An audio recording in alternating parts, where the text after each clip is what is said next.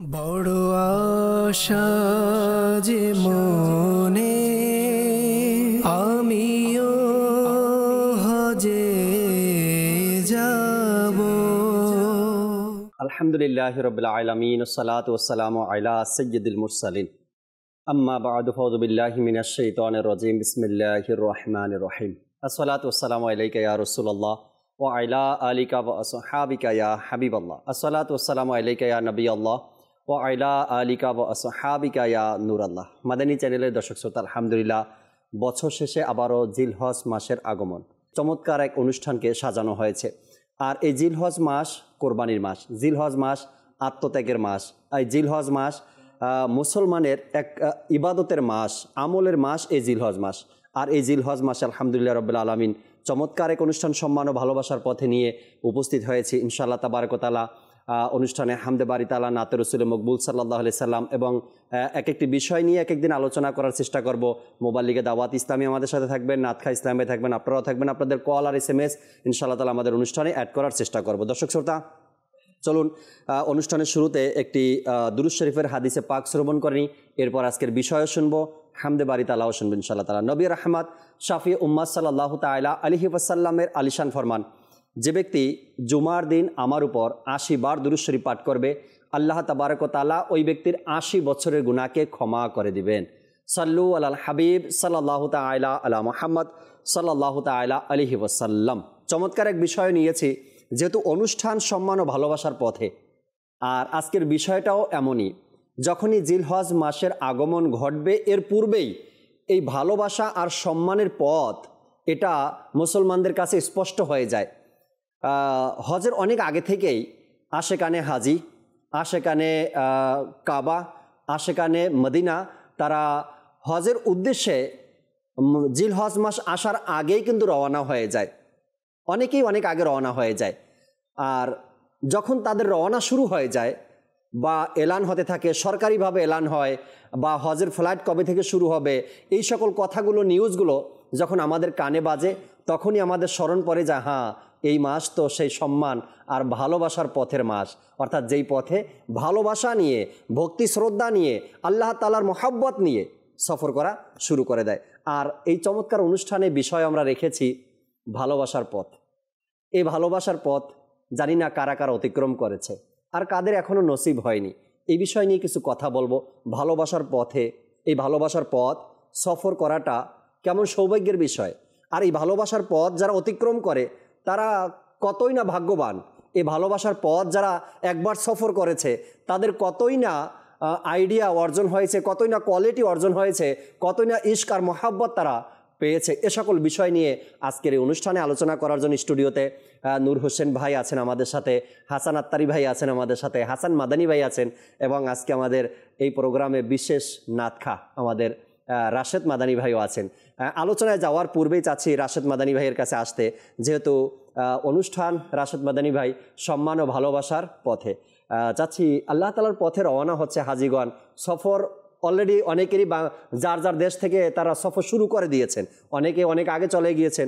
যদি একটি হামদে বারি তাআলা দিয়ে শুরু করি অনুষ্ঠান, এরপরে ইনশাআল্লাহ আপনাকে সময় দেব, নাতে রসুলও শোনাবেন আমাদেরকে, একটি হামদ শুনিয়ে দিন আমাদেরকে, এরপর আলোচনায় ফিরবো আমরা ইনশাআল্লাহ তাআলা। জি, সাল্লু আলাল হাবিব সাল্লাল্লাহু তাআলা আলা মুহাম্মদ সাল্লাল্লাহু তাআলা আলাইহি ওয়াসাল্লাম। আসুন মাদানী চ্যানেলের দর্শকবৃন্দ, আমরা হামদে বারি তাআলা শোনার পূর্বে ভালো ভালো নিয়ত করে নেই আল্লাহ আযজা ওয়া জাল এবং তার প্রিয় হাবিব সাল্লাল্লাহু তাআলা আলাইহি ওয়াসাল্লামের সন্তুষ্টি অর্জনের নিয়তে সওয়াব লাভের উদ্দেশ্যে আমরা কালাম শ্রবণ করব ইনশাআল্লাহ আযজা ওয়া জাল। সাল্লাল্লাহু আলাইকা ইয়া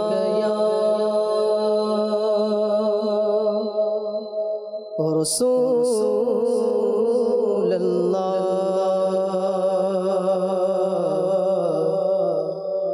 ওয়া সাল্লাম আলাইকা ইয়া হাবিবাল্লাহ। हाजियों के बन रहे हैं काफिले या नबी फिर नजर में फिर गए हज के मनाज़िर या नबी सल्लल्लाहु अलैहि या रसूलल्लाह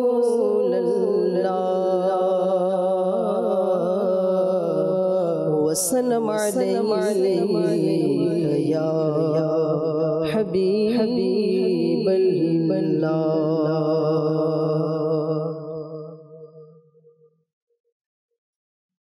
সুন্দর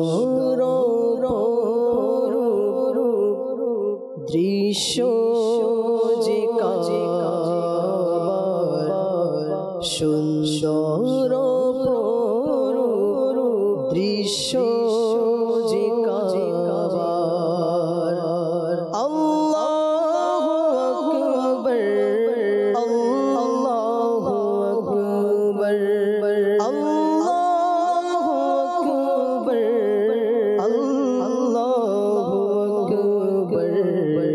ইচ্ছে করে দেখতে কাবা যে বারবার, ইচ্ছে করে দেখতে কাবা যে বারবার।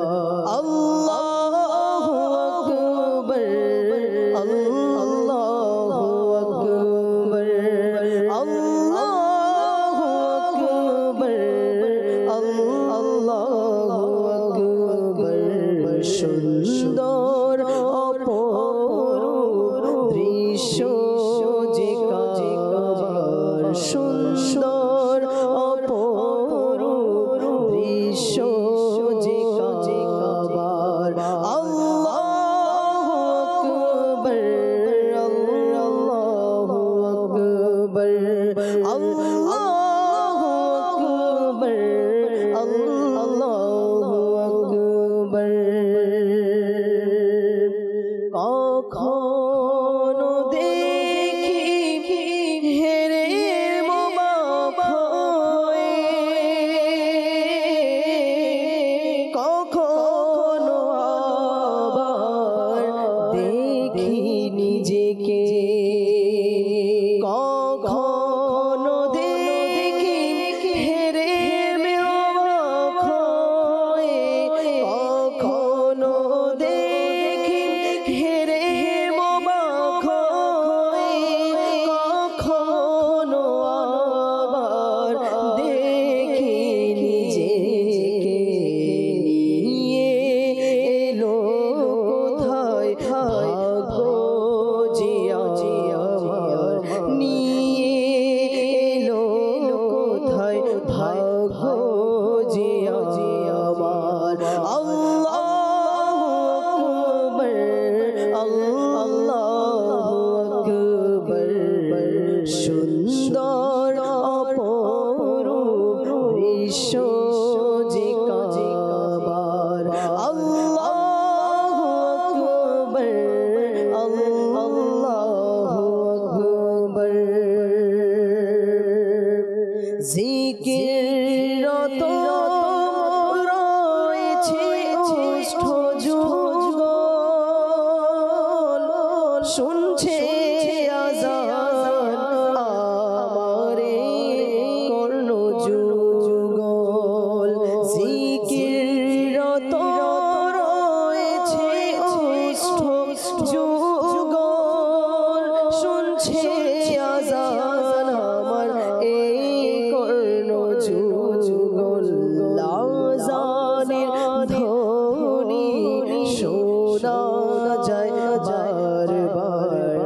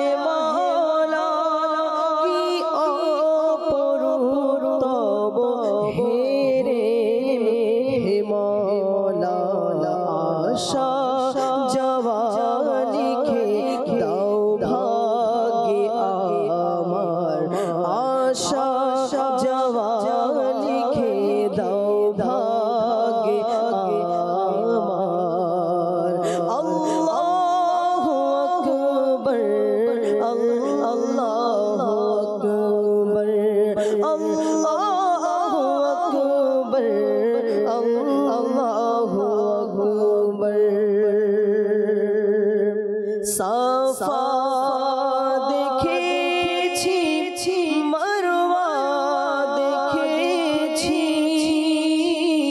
খোদার দয়া কৃপা দেখেছি। সাফা দেখেছি, মারওয়া দেখেছি, খোদার দয়া কৃপা দেখেছি। দেখেছি অসংখ্য লোকের সমাহার, দেখেছি অসংখ্য লোকের সমাহার। আল্লাহু আকবার, আল্লাহু আকবার। জান্নাত হতে তোমায় পাঠিয়েছে খোদা, চুম্বন করেছে হাবিবে খোদা। জান্নাত হতে তোমায় পাঠিয়েছে খোদা, চুম্বন করেছে হাবিবে খোদা। হে সঙ্গে আসওয়াদ ভাগো জিত তোমার, হে সঙ্গে আসওয়াদ ভাগো জিত তোমার। আল্লাহু আকবার, আল্লাহু আকবার, আল্লাহু আকবার, আল্লাহু আকবার।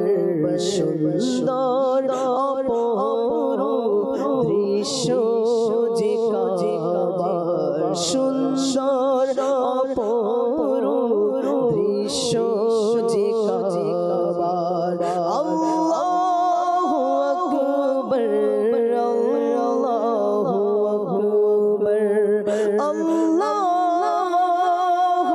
আকবার, আল্লাহু আকবার।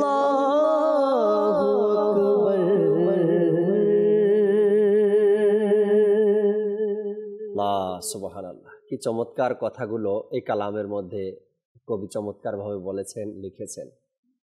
যখন আপনার আমাদের সেই ভালোবাসার পথ অতিক্রম করার সুযোগ হবে, নসিব হবে, তখন আপনিও এই কালামের কথাগুলোর সাথে মিলাবেন যে একবার আপনি হেরেমকে দেখবেন, অর্থাৎ হেরেম মানে এখানে কাবাতুল্লাহকে, কাবা শরীফকে দেখবেন, আর একবার নিজেকে দেখবেন।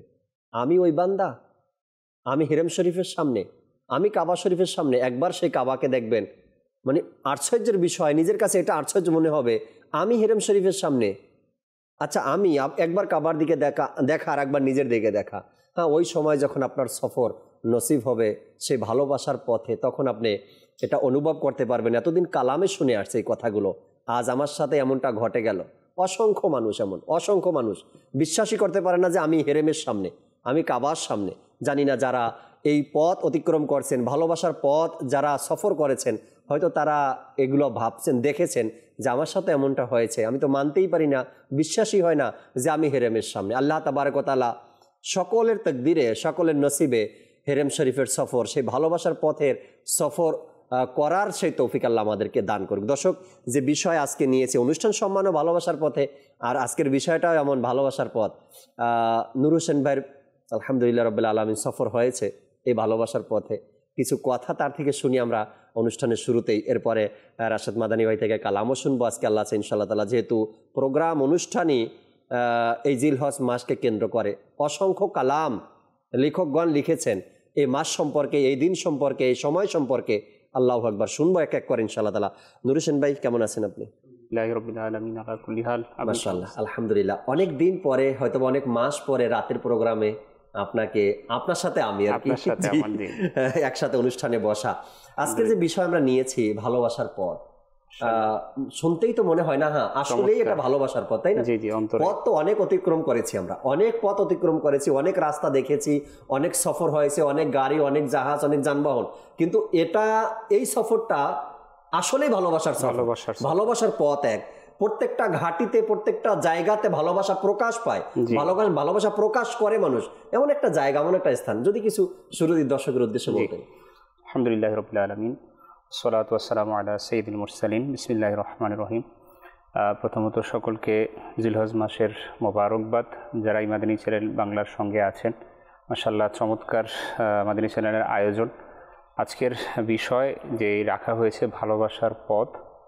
মাদানী চ্যানেল দর্শক শ্রোতা, আল্লাহ পাকের অনেক বড় দয়া, যে সমস্ত আশিকানে রাসূল ভালোবাসার পথে সফর হয়ে পৌঁছে গিয়েছে, হয়তোবা বাংলাদেশ থেকে আগামীকালই শেষ ফ্লাইট, আগামীকালকে শেষ ফ্লাইট। অনেক হাজিগণ এখনও অধীর আগ্রহে আছে কখন আমি ফ্লাইটে উঠব, কখন সেই ভালোবাসার পথে আমি রওনা হব। তো এই সফরটা এমন একটা সফর, হজ মূলত আমরা জানি আমাদের দর্শক শ্রোতা এটি একটি ইবাদত। যদি ইশকের দৃষ্টিকোণ থেকে যদি দেখা যায়, তাহলে হজ কেবল একটি ইবাদত নয়, বরং এটি একটি ভালোবাসা, আনুগত্য, আত্মনিবেদনের একটা মিলন মেলা। হজ এমন একটি নেয়ামত যে যেখানে আশিকানে রাসূল যখন উপস্থিত হয়, তখন তার অন্তরে যেই অধীর যে একটা অপেক্ষমান অবস্থান, সে বুঝার পর থেকে কাবায়ে মুকাররমা সে যখন থেকে বুঝতে পেরেছে এটা তার একটা ভালোবাসার জায়গা, এটা তার হৃদয়ের খোরাক, আত্মার খোরাক, তখন থেকে সে অপেক্ষমান ছিল যে কখন আমি এই কাবার পথে রওনা হব।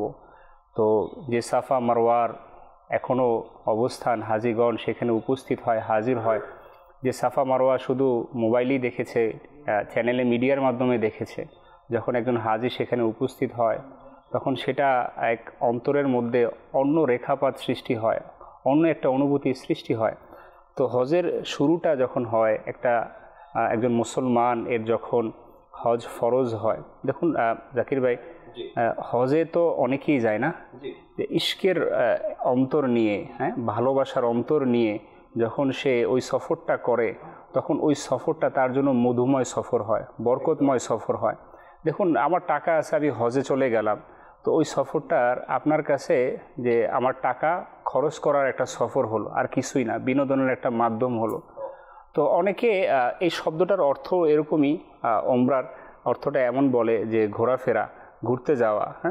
তো এরকম তারা এই শাব্দিক অর্থটাকে এইভাবে প্রয়োগ করে, জাস্ট এটাকে সাধারণভাবে তারা এটা নিজেদের অন্তরে নিয়ে নেয়। কিন্তু একজন আশিকানে রাসূল যখন এই পথে, এই ভালোবাসার পথে রওনা হয়, তখন সে জানে এটার অনুভূতিটা কীরকম। দেখুন, লাব্বাইক আল্লাহুম্মা লাব্বাইক, এই যে এটা বলাটা, এই তালবিয়াটা বলাটা, এটা কত বড় তাকদীরের বিষয়। যে আপনি যখন ইহরামের কাপড়কে পরিধান করে নিলেন, আর আপনি এটা মনের মধ্যে স্থির করে নিলেন যে আমি এখন বাস সব দুনিয়া থেকে বিচ্ছিন্ন হয়ে গিয়েছি, আমার সাথে আর দুনিয়ার কোনো কানেকশন নেই, আমি একমাত্র এক আল্লাহ তাআলার দরবারে, ওই রবের দরবারে, যে রব তাআলা আমাকে সৃষ্টি করেছেন, আমাকে এত সুন্দর নেয়ামত দিয়ে, অঙ্গ প্রত্যঙ্গ দিয়ে আল্লাহ তাআলা আমাকে সুস্থ রেখেছেন, সক্ষম করে আজ মালিকের দরবারে আমাকে ডেকে নিয়েছেন। যখন এই অনুভূতি নিয়ে সে যখন পৌঁছাবে, আর সে বলবে, মালিক আমি হাজির, মালিক আল্লাহ আমি তোমার দরবারে হাজির, আমার সকল কিছুকে আমি পিছনে রেখে এসেছি আল্লাহ, বাস আমি তোমার কাছে আত্মসমর্পণ করেছি, আমি তোমার কাছে নিজেকে বিসর্জন করে দিয়েছি। যখন এই অনুভূতি নিয়ে সে যখন রওনা হবে, ওই পথের সফরটা কেমন একটা সফর হবে। আপনি দেখবেন, আমরা যখন সফর করি, যদি আমরা বাসে সফর করি, ঢাকার মধ্যেই যদি আমরা আন্তর্জাতিক সফর অন্যদিকেও দেখি, আমরা এই সফর মানে আযাবের টুকরা, সফর মানে আযাব আসবেই, কষ্ট আসবেই। কিন্তু জাকির ভাই, হজের যে সফর না, মক্কায়ে মুকাররমার যে সফর, মদিনাতুল মুনাওয়ারার যে সফর, এই সফরের কষ্ট কোনো কষ্টই না, লুৎফ অন্যরকম, এটার মানে লাজ্জাত অন্যরকম, এটা মানে ভাষায় প্রকাশ করা যায় না। এটা শুধু আসলে অন্তরের অনুভূতি। দুনিয়াবি যখন সফর করে, সেটা যে জন্যই হোক না কেন সফর করে, তখন একটা পর্যায়ে এসে এটা বলে কখন এটা শেষ হবে, কখন সফরটা শেষ হবে। কিন্তু এই ভালোবাসার পথ যেটা, এটার ব্যাপারে মানুষ কেমন একটা আকাঙ্ক্ষা, দেশ থেকে যখন যায় তখন একটা তামান্না থাকে, কখন আমি হেরেমকে দেখবো, কখন আমি খানায় কাবাকে দেখবো। এই যে মাঝখানে যতটা কষ্ট হয় না, এটা ভুলে যায় বান্দা শুধু হেরেমকে দেখার জন্য। আচ্ছা, হেরেমের তাওয়াফ কাজকর্ম, এখানের হুকুম হাকামগুলো পালন করা হয়ে গেছে, এখন আরেকটা সফর বাকি আছে, মদিনার দিকে যাওয়া। তো দেওয়ানাই হয়ে থাকে, কেমন হয়ে থাকে, এখন মদিনাতে যাবে, রাস্তায় এই আগে এর পূর্বের যত কষ্ট যা কিছু ছিল সব ভুলে গেছে, কখন মদিনাকে দেখবো।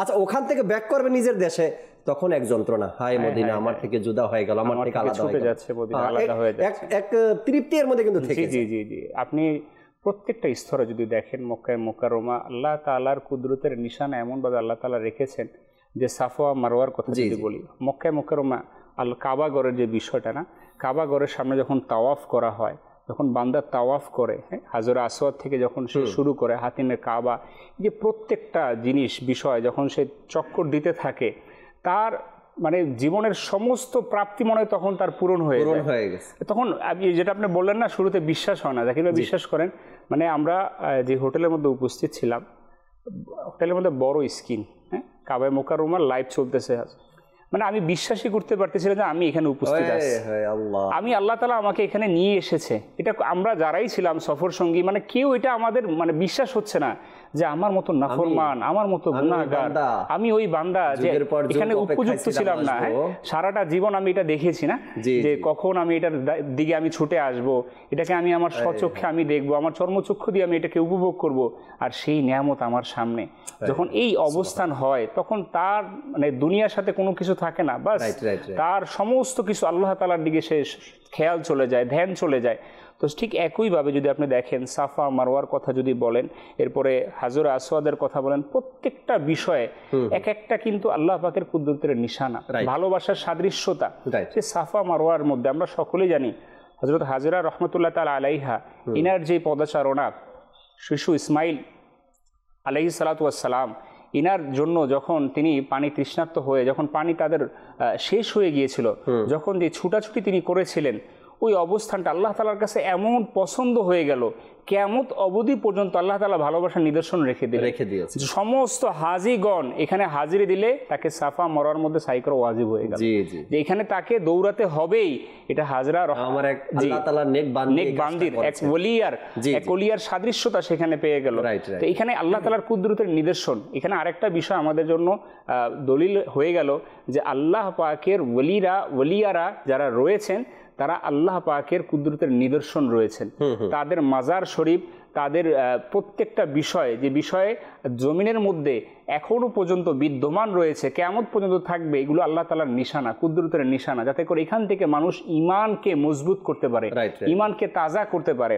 সাফা মারওয়ার সাই যে বিষয়টা আমরা দেখি, এখানে আরেকটা বিষয় ভালোবাসার, যে মায়ের যে ভালোবাসার বিষয়টা, মায়ের সন্তানের যে ভালোবাসার বিষয়টা, সেটা হাজরা রহমতুল্লাহ তাআলা আলাইহা তিনি শিক্ষা দিয়েছেন দুনিয়াবাসীকে, যে সন্তানের প্রতি কিরূপ ভালোবাসা থাকাটা, নিজের দায়িত্ববোধটা, যেটা শিক্ষা দেওয়াটা উম্মতকে শিক্ষা দিয়েছেন। এবং আল্লাহর প্রতি আস্থার যে বিষয়টা, ভালোবাসার পথে আপনি যদি আল্লাহ তাআলার প্রতি আস্থা না রাখেন, ভরসা না রাখেন, জাকির ভাই, আপনার ওইটার ফল আপনার কাছে মধুর লাগবে না, মিষ্টি লাগবে না। যদিও মিলে যায় অনেক কষ্টের পর, যদিও মিলে যায়, কিন্তু আল্লাহ পাকের উপর তাওয়াক্কুল রেখে যখন আপনি এটার উপর ধৈর্য ধারণ করবেন, সবর করবেন, যখন এটার ফল মিলে যাবে না, এটার যে মিষ্টতা, এটা আপনি কল্পনাও করতে পারবেন না। ঠিক একইভাবে আপনি যদি দেখেন তাওয়াফের বিষয়টা, হাজিরা যখন কাবার দিকে ঘুরে বেড়ায়, তখন তারা এইভাবে বলতে থাকে যে আমার হৃদয়, আমার চিন্তা ভাবনা সব কিছু, মানে সে এইটার মধ্যে শুধু আল্লাহ তাআলা এবং তার পিছনের সমস্ত গুনাহ খাতাগুলো তার স্মরণে চলে আসে। তখন সে নিজেকে এতটাই আল্লাহ তাআলার দরবারে ধরাশায়ী করে, বিনয় দেয়, প্রকাশ করতে পারে। ওইখানে আপনি দেখবেন জাকির ভাই, একটা হচ্ছে যে আমাদের নফস এমন একটা বিষয়, যখন দেখবেন যে একজন নারী, একজন পুরুষ যখন থাকে, নফস তখন তাকে ধোঁকা দেয়। কিন্তু হজের এটা এমন একটা জায়গা, হেরেমে কাবা এমন একটা জায়গা, ওইখানে কিন্তু শত শত হাজারো হাজারো নারী পুরুষ একসাথেই রয়েছেন। কিন্তু দেখেন তখন আপনার নফস কোথায় চলে যায়, তখন আপনার রূহ ঈমান কতটা তাজা হয়ে যায়, তখন যে আপনি কতটা আল্লাহ তাআলার আনুগত্যশীলতা, তখন সেটা তার প্রকাশ পায়। তখন কে তার পাশে, কে, এটা তার কোনো চিন্তার মধ্যে আসে না। তখন সে মনে করে একটাই ধারণা, একটাই খেয়াল, আমি রবের ঘরের সামনে। আর যারা আল্লাহ ওয়ালা, তাদের অবস্থা কেমন হয়? একটা তো সাধারণের জন্য ঘটনা শুনছিলাম না এরকমের, যে এক আল্লাহর ওলি হেরেম শরীফে গিয়েছেন, তাওয়াফ করতেছেন, সবাই বলতেছে লাব্বাইক আল্লাহুম্মা লাব্বাইক, কিন্তু সে অন্য কিছু দোয়া পড়তেছে। পাশ থেকে কেউ জিজ্ঞাসা করলো, হুজুর সব এখানে দোয়াই এটা, লাব্বাইক আল্লাহুম্মা লাব্বাইক, কিন্তু আপনি এটা না পড়ে আপনি অন্য কিছু পড়তেছেন। বলে আমার তো ভয় হয়, আমি বলবো আল্লাহ গোলাম হাজির, আল্লাহ যদি ওইটা না মানেন, আল্লাহ যদি অ্যাকসেপ্ট না করেন, তো আমার সেই হাজির হওয়াই কি? তো তো সে নিজের আবেগ, নিজের একটা আকুতি সেখানে দেখালেন যে আমার ভয় হয় যদি আল্লাহ তাআলা আমাকে কবুল না করেন, আল্লাহ তাআলা যদি আমার এই ডাক না শুনেন। তো ওখানে উপস্থিত হওয়ার পরে এক একজনের ধ্যান ধারণা চিন্তা ভাবনা শুধু ওই কাবা ঘরকে নিয়েই, আর চতুর্দিকে তো একই আওয়াজ, লাব্বাইক আল্লাহুম্মা লাব্বাইক, লাব্বাইক আল্লাহ, এই আওয়াজটাই আসতে থাকে। এবং এই যে যখন 7 চক্কর দেয় হাজিগণরা, তখন এক একজনের এক এক রকমের অবস্থা থাকে, এক একজন এক এক চিন্তা ভাবনায় থাকে, এক এক ধ্যান থাকে, কি চাইতেছে, কি বলতেছে, কোন দোয়া করতেছে, কখন কি চাচ্ছে। এবং সেখানে যে এক হুকুম হাকাম রয়েছে, কোথায় মাকামে ইব্রাহিম এবং কোথায় তাওয়াফ, কোথায় কোন জায়গা থেকে শুরু হবে, কোথায় শেষ হবে, এই যে এক নিয়ম কানুন, সেখানে এগুলো নিয়েই, এই ইবাদত নিয়েই হাজিগণ ব্যস্ত থাকে ওই জায়গাতে। সেখানে আল্লাহ তাবারক ওয়া তাআলা নারী হোক বা পুরুষ হোক, তাদেরকে এমনভাবেই সেখানে মানুষগুলো উপস্থিত হয় যে আল্লাহ যেন সেখান থেকে নেককার হয়ে আমি আসতে পারি, সেখান থেকে আমি গুনাহ মুক্ত হয়ে যেন আমি সেখান থেকে আসতে পারি। আল্লাহ ভালোবাসার পথ, চমৎকার কিছু কথা আলোচনা করছি, আরও আলোচনা শুনবেন ইনশাআল্লাহ তাবারক ওয়া তাআলা।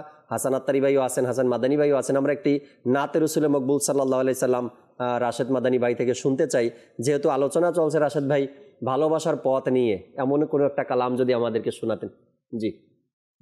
হজ করার সৌভাগ্য তুমি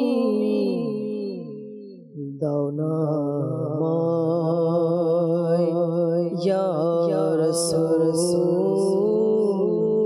হজ করার সৌভাগ্য তুমি দাও না আমায় ইয়া রাসূল, দয়া করে নাও ডেকে নাও, দয়া করে নাও ডেকে নাও, ওই মদিনায় ইয়া রাসূল, হজ করার সৌভাগ্য তুমি দাও না আমায় ইয়া রাসূল।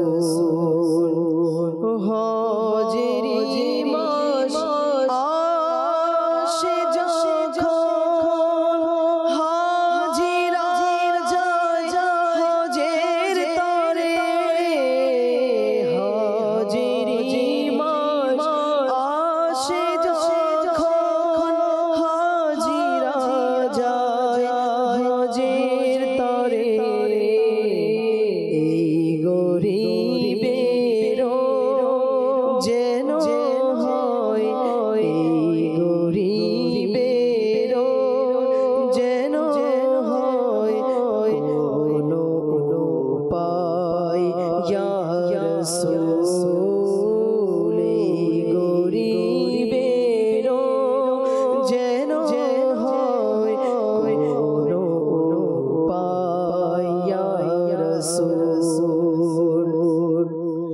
চলছে ছুটে হজ কাফেলা,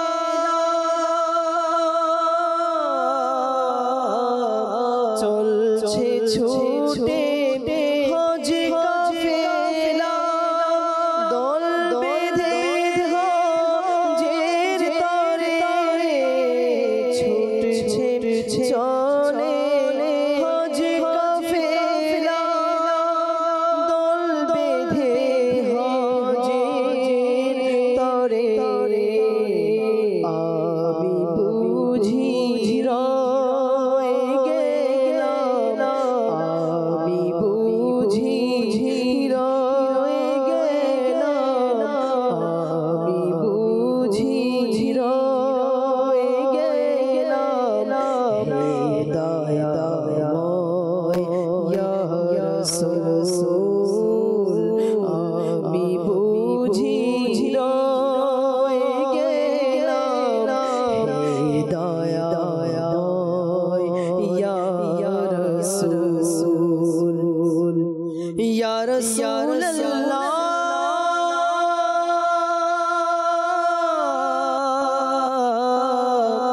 ইয়া হাবিবাল্লাহ, ইয়া রাসূলুল্লাহ, দোহাই মা ফাতেমার নয়ন মনি,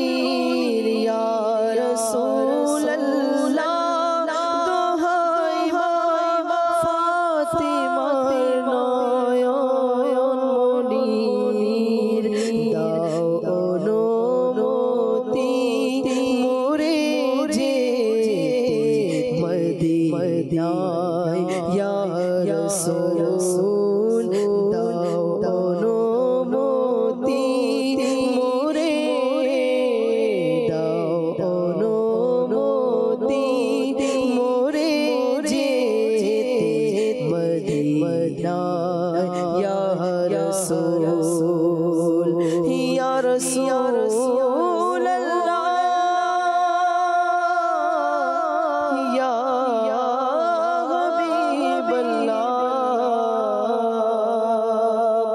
আমায় কাছে ডেকে নাও না মদনী মদিনে ওয়ালে প্রেমের সুধা পান করাও না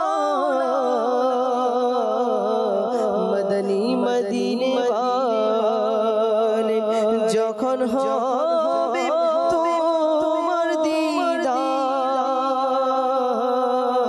তখন ঈদ হবে আমার স্বপ্নে সোনা মদনী মদিনে ওয়ালে দাও অনুমতি মোরে যেতে মদিনায় ইয়া রাসূল নাও ডেকে তুমি আমায় সবুজ গম্বুজের ছায়ায়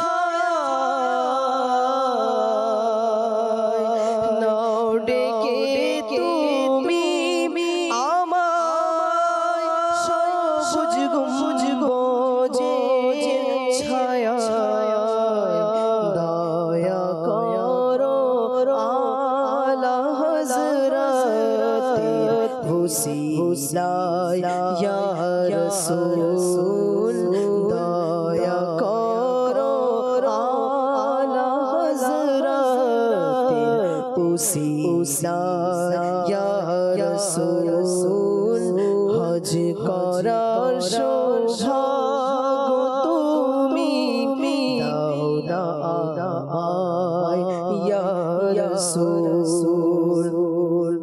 হয় যেন মরণ মদিনায় এ আতারের ইয়া নবী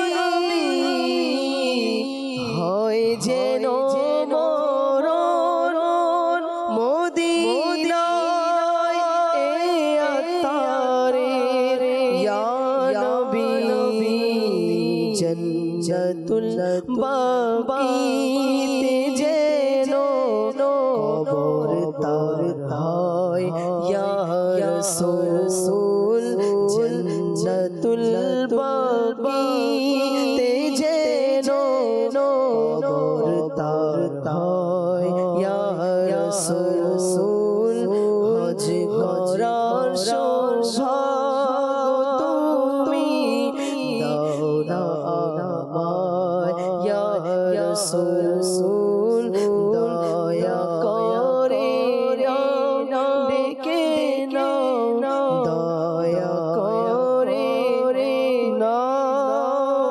ডেকে নাও ওই মদিনায় ইয়া রাসূল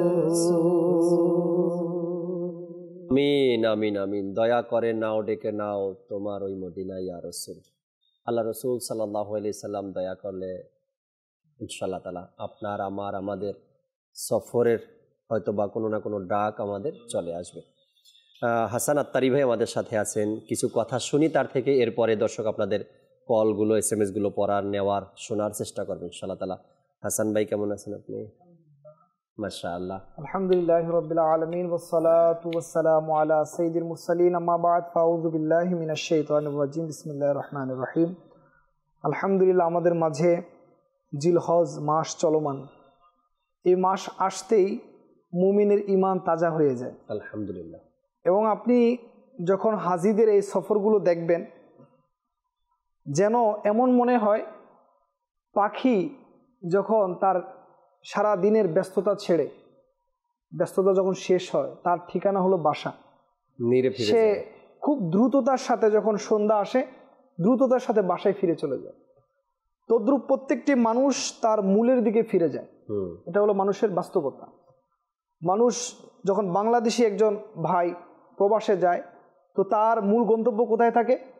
দেশে, নিজের দেশে। তার সব কিছু দেশকে ঘিরে।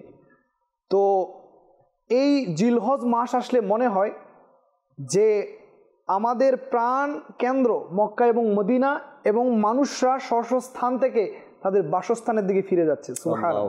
এমন ভাবে ফিরে যাচ্ছে, কোনো ক্লান্তি নেই, কোনো কি নেই, ক্লান্তি নেই, কারো চেহারার মধ্যে কোনো হতাশা নেই, কারো চেহারার মধ্যে কোনো ভয় নেই, শুধু বিশাল এক আশা নিয়ে সকলে হাজির হচ্ছে। কোথায় যাচ্ছেন?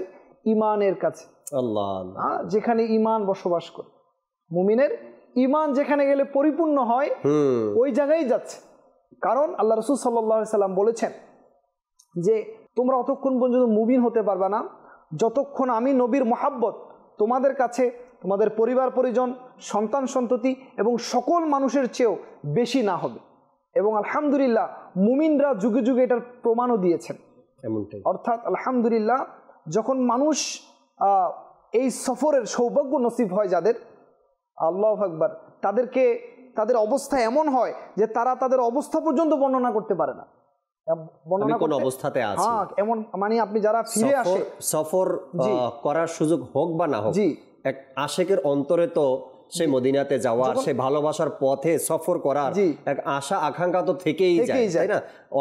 মরণ পর্যন্তই আশা থেকে যায়। আচ্ছা, একবার গিয়ে আসছে ভালোবাসার পথে, আবার কখন যাবে এই ব্যাপারেও তার অন্তরের মধ্যে ব্যথা থেকে যায়। তো যেটা বলতে চাচ্ছিলাম যে এটা এমন একটি সফর যেখানে কোনো ক্লান্তি নেই। তার মানুষ তার মূলের দিকে ফিরে যাচ্ছে, যেখানে প্রিয় নবী সাল্লাল্লাহু আলাইহি সাল্লাম বসবাস করছেন। কারণ প্রিয় নবী সাল্লাল্লাহু আলাইহি সাল্লাম মক্কা সম্পর্কে বলছেন একটি হাদিসে মোবারকের মধ্যে, তিরমিজি শরীফের হাদিস শরীফ, আল্লাহ রাসূল সাল্লাল্লাহু আলাইহি ওয়াসাল্লাম ফরমান, হযরত আব্দুল্লাহ বিন আদি রাদিয়াল্লাহু তাআলা আনহু বর্ণনা করেন, আমি রাসূল সাল্লাল্লাহু আলাইহি সাল্লামকে হাজওয়ার অর্থাৎ মক্কার এক পাহাড়ের উপর দাঁড়িয়ে বলতে শুনেছি, আল্লাহর কসম, তুমি হে মক্কা আল্লাহর সবচেয়ে উত্তম ভূমি এবং আল্লাহর নিকট সবচেয়ে প্রিয় ভূমি। যদি আমাকে এখান থেকে বের করে না দেওয়া হতো তা আমি কখনো বের হতাম না। মক্কা হলো এমন একটি জায়গা যেটার মধ্যে যিনি ইমানেরও মূল, উনি বলছেন যে আমি মক্কা ছেড়ে কোথাও যেতাম না, কারণ এটা হলো আল্লাহর কাছে একটি প্রিয় ভূমি এবং রাসূল সাল্লাল্লাহু আলাইহি সাল্লামের কাছেও একটি প্রিয় ভূমি। এই হাদিসে পাকটার সারাংশ হাসান ভাই বয়ান করছেন, আল্লাহ রসুল সাল্লাল্লাহু তাআলা আলাইহি ওয়াসাল্লামকে অমুসলিমরা কষ্ট দিয়েছে, কিন্তু আল্লাহ তাআলার হুকুমে আল্লাহ রসুল সাল্লাল্লাহু আলাইহি সাল্লাম মক্কাতুল মুকাররমা থেকে মদিনাতুল মুনাওয়ারাতে হিজরত করেছেন। এটা ইসলামের অনেক বড় এক প্রেক্ষাপট, এটা ইসলামের অনেক বড় এক ইতিহাস। আল্লাহ রসুল সাল্লাল্লাহু আলাইহি সাল্লামকে আল্লাহ তাবারক ওয়া তাআলা মক্কাতুল মুকাররমা থেকে মদিনাতুল মুনাওয়ারা হিজরত, এটা উম্মতের জন্য অনেক বড় শিক্ষা। কারণ পরবর্তী জমানাতে আল্লাহ রসুল সাল্লাল্লাহু আলাইহি সাল্লামের উম্মতের মধ্যে যাদের হিজরত করতে হবে তাদের জন্য সহজ হয়ে যায়, তাদের জন্য আসান হয়ে যায়। আল্লাহ তাবারক ওয়া তাআলা আল্লাহ রসুল সাল্লাল্লাহু আলাইহি সাল্লামকে এই মক্কাতুল মুকাররমা থেকে, আচ্ছা এরপরে দেশপ্রেম, এখানে কিন্তু দেশপ্রেমটাও কিন্তু ফুটে ওঠে না। আল্লাহ রসুল সাল্লাল্লাহু আলাইহি সাল্লাম নিজ দেশের জন্য, নিজের জন্মস্থানের জন্য কেমন ভালোবাসা অন্তরে রেখেছেন। আচ্ছা, আমার দেশের জন্য ঠিক আমাকে এমন রাখতে হবে যেভাবে আমাদের প্রবাসীদের অন্তরে দেশের প্রতি ভালোবাসা, যত দূরেই থাকুক না কেন তার দেশের প্রতি একটা টান, তার দেশের প্রতি একটা ভালোবাসা থাকেই। যদি আমার অন্তরে, আচ্ছা ইমানের সাথেও সম্পর্ক, আবার হাদিসে পাকের মধ্যে এসেছে নিজের দেশের প্রতি ভালোবাসা স্থাপন করা ইমানের সাথে সম্পর্ক। যদি কারো অন্তরে দেশের প্রতি ভালোবাসা না থাকে তো ইমানের দুর্বলতা এখানে দেখা যায়। তো দেশের প্রতি ভালোবাসা রাখা এটা আল্লাহ রসুল সাল্লাল্লাহু আলাইহি সাল্লামের সুন্নাতে মোবারকা। যখন আল্লাহ তাআলার হুকুমে আল্লাহ রসুল মক্কা থেকে মদিনাতুল মুনাওয়ারায় হিজরত করেন, এটাও ভালোবাসার পথ। নুর হোসেন ভাই, ভালোবাসার পথ। আল্লাহ রসুল সাল্লাল্লাহু আলাইহি সাল্লাম যখন মক্কা থেকে মদিনাতুল মুনাওয়ারাতে যান, পিছনে ফিরে ফিরে তাকিয়েছেন এবং মক্কাতুল মুকাররমা থেকে বিদায় নিচ্ছেন, আর চোখের পানিও ঝরছে। এরপরে আল্লাহ রসুল সাল্লাল্লাহু তাআলা আলাইহি সাল্লাম সেখান থেকে মদিনাতুল মুনাওয়ারাতে হিজরত করেছেন, এটাও ভালোবাসার পথ, তাই না? আচ্ছা, যখন কোনো হাজি বা কোনো ইমানদার মক্কাতুল মুকাররমায় যায়, যখন সে তায়েফে যায়, যারা গিয়েছে সশরীরে তারা দেখবে এখন তো রাস্তা বানানো হয়েছে, পাহাড় কেটে সুন্দর গাড়ি চলাচলের জন্য রাস্তা বানানো হয়েছে, কিন্তু 1450 বছর পূর্বে এই রাস্তা ছিল না। আঁকা বাঁকা মরুভূমি, পাহাড়ের রাস্তা দিয়ে, ঢালু দিয়ে আল্লাহ রসুল মকবুল সাল্লাল্লাহু আলাইহি সাল্লাম সেই পাহাড়ে, সেই শহরে তাইফে গিয়েছেন। কেন? ইসলামের প্রচার প্রসার করার জন্য। ওটাও ভালোবাসার পথ। এখন যে ব্যক্তি যায় তাইফের দিকে, তার ওই 1400 বছর পূর্বের কথা মনে পড়ে যায়, আল্লাহ রসুল সাল্লাল্লাহু আলাইহি সাল্লাম তো এই পথ দিয়ে অতিক্রম করেছেন, এই পথে আল্লাহ রসুল হেঁটেছেন, এই পথ দিয়ে অতিক্রম করে দাওয়াত দিয়েছেন। তো আল্লাহ রসুল সাল্লাল্লাহু তাআলা আলাইহি ওয়াসাল্লামের সেই ভূমি হেরেম, মক্কাতুল মুকাররমা বা মদিনাতুল মুনাওয়ারা, আপনি যেই পথ দিয়ে অতিক্রম করবেন, প্রত্যেকটা ধাপে ধাপে আপনার সেই ভালোবাসার পথের কথা স্মরণে এসে যাবে, স্মরণ পরে যাবে। এটা আল্লাহ তাআলার এক মনে করেন সিস্টেম আল্লাহ তাআলা দিয়েছেন, যেন উম্মতের অন্তরে আল্লাহ রসুল সাল্লাল্লাহু আলাইহি সাল্লামের প্রত্যেকটা রাস্তা, প্রত্যেকটা পথ, প্রত্যেকটা ঘাট, এটা যেন উম্মত যেন জানতে পারে, বুঝতে পারে, শিখতে পারে, প্রত্যেকটা স্থানে জিয়ারত করতে যায়। এখন পর্যন্ত কিছু জায়গা আছে, খাস কিছু জায়গা, মক্কাতুল মুকাররমায়, মদিনাতুল মুনাওয়ারায় আল্লাহ নবী সাল্লাল্লাহু তাআলা আলাইহি সাল্লাম কোথায় বসেছেন, উম্মতে মুহাম্মাদি সেখানে আল্লাহ রসুলের বসার জায়গাকে জিয়ারত করতে যায়। আল্লাহ রসুল সাল্লাল্লাহু আলাইহি সাল্লাম কোথায় মাথা মোবারক হেলান দিয়ে বসেছেন, সেই জায়গা জিয়ারত করতে যায়। নবী করিম সাল্লাল্লাহু তাআলা আলাইহি সাল্লামের কোথায় মোবারক, রক্ত মোবারক যেখানে ঝরেছে, ফোঁটা পড়েছে, সেই জায়গাতে জিয়ারত করতে যায়। আল্লাহ তাবারক ওয়া তাআলা উম্মতের অন্তরে আমার নবীর প্রেম, ভালোবাসা, যে আয়াতে পাক হাসান ভাই বলেছেন না, উম্মতের ভালোবাসা, উম্মতের অন্তরে নবীর ভালোবাসা কিভাবে গেঁথে দিয়েছেন। 1450 বছর পরেও এখনো গিয়ে সেই মাটির ঘ্রাণ নেয়, হ্যাঁ, সেই জায়গার জিয়ারত করে। কেন? আল্লাহ রসুল সাল্লাল্লাহু আলাইহি সাল্লাম এই পথ দিয়ে হেঁটেছেন। এই পথই হলো ভালোবাসার পথ, এই পথই হলো আল্লাহ রসুলের পথ, এই পথ দিয়ে আল্লাহ রসুল হেঁটেছেন। চমৎকার কিছু কথা আরও রয়েছে, আপনাদের সাথে ইনশাআল্লাহ তাআলা শেয়ার করবো। দর্শকের কয়েকটা কল নিতে চাচ্ছিলাম ইনশাআল্লাহ তাআলা, এরপরে আসবো আপনাদের কাছে আলোচনা শোনার জন্য। আল্লাহ ইনশাআল্লাহ। জি, দর্শকের কল শুনিয়ে দিন। আমার নাম গোলাম মুস্তাফা, আমি চট্টগ্রাম থেকে বলতেছি। মাশাআল্লাহ, আজকের মাদানী চ্যানেল অনুষ্ঠান দেখে অনেক ভালো লাগতেছে। সময় মাদানী চ্যানেল দেখি, আপনাদের আলোচনা খুবই সুন্দর। আমি মাদানী চ্যানেল থেকে দেখে অনেক কিছু শিখতে পারি। মাশাআল্লাহ, আল্লাহ তাআলা কবুল করে নিক। জি, পরবর্তী কল দেন। মোহাম্মদ মিজান রহমান। জি, আমি একটু কথা শুনতে চাই, জীবনে হবে কি তোমার দিদার ইয়া রাসূলুল্লাহ? হবে কি তোমারও দিদার ইয়া রাসূলুল্লাহ, এই কালামটি শুনতে চেয়েছেন রাশেদ মাদানী ভাই আমাদের সাথে আছে। যদি সম্ভব হয় রাশেদ ভাই ইনশাআল্লাহ তাআলা অবশ্যই আমাদেরকে এই কালাম শোনাবেন। জি, পরবর্তী কল দেন। আমার নাম মোহাম্মদ শাহিদ রেজা, আমি ঢাকা থেকে বলতেছি।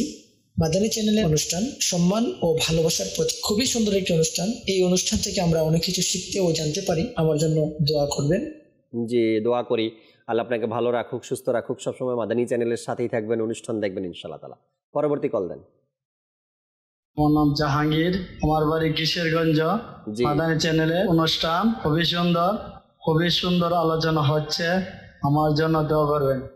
দোয়া করি আপনার, আল্লাহ তাআলা আপনাকে ভালো রাখুক, সুস্থ রাখুক, সবসময় মাদানী চ্যানেলের সাথেই থাকবেন, এটাও আশা করি ইনশাআল্লাহ তাআলা। পরবর্তী কল দেন। মোহাম্মদ মুশাররফ। আমি একটা নাতের রসুল শুনতে চাইছিলাম, মাদানী মদিনাওয়ালে কালাম আপনি শুনতে চেয়েছেন, ইনশাআল্লাহ তাআলা শোনাবো, সাথেই থাকুন। একটা SMS পড়ি রাশেদ ভাই আপনার জন্য। একটি SMS এসেছে। আসসালামু আলাইকুম। ওয়ালাইকুম সালাম, রাজশাহী থেকে বলছিলাম, একটি নাচ শুনতে চাই, এমন দয়া করো খোদা আমার এ নয়নে। এমন একটি কালাম আছে না, এমন দয়া করো খোদা আমার এ নয়নে। আরেকটি কালামের অনুরোধ এসেছে রাশেদ ভাই, হয়তো আপনিও শোনাতেই চাবেন বারবার দর্শককে।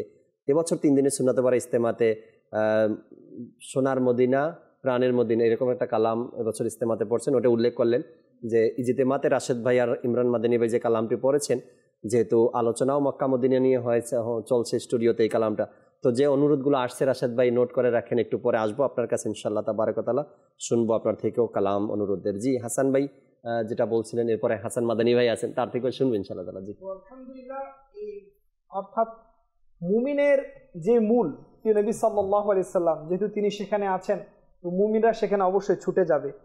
আল্লাহু আকবার, যেটা আমরা যুগ যুগ ধরে দেখছি, আল্লাহ তাআলার খাস বান্দাগণ, বিশেষ করে প্রিয় নবী সাল্লাল্লাহু আলাইহি সাল্লামের আশিকগণ, তিনারা মদিনায় একবার নয়, তিনারা শতবার গিয়েও তাদের তৃপ্তি মিটেনি, বরং তিনারা বারবার যেতে চেয়েছেন। তো আল্লাহ তাআলার কাছে সবাই অবশ্যই, প্রত্যেক মুসলমানের তো এটা দোয়া থাকেই, হ্যাঁ, যে আল্লাহ আমাদেরকে নসিব করুক। আর আল্লাহ তাআলা তো তাদেরকে যাওয়ার সুযোগ করে দেন, যাদেরকে আল্লাহ রাসূল সাল্লাল্লাহু আলাইহি সাল্লাম ডেকেছেন তারাই গিয়েছেন, আর যাদের ডাক আসেনি, হয়তো আমরা যেতে পারিনি, ইনশাআল্লাহুল করিম হয়তো আমাদেরও ডাক আসলে ইনশাআল্লাহুল কারীম আমরাও সেই তামান্নাও রাখতে হবে, আশাও রাখতে হবে এবং প্রস্তুতিও থাকতে হবে এবং আল্লাহ রসুলের দরবারে দয়া ভিক্ষাও চাইতে হবে। ইয়া রাসূলুল্লাহ, আপনার ডাক, আপনার মেহমানদারি যদি পেয়ে যায়, আপনার আহ্বান যদি পেয়ে যায়। হাসান মাদানী ভাই আছেন আমাদের সাথে, যদি কিছু বলতেন আজকের টপিক নিয়ে।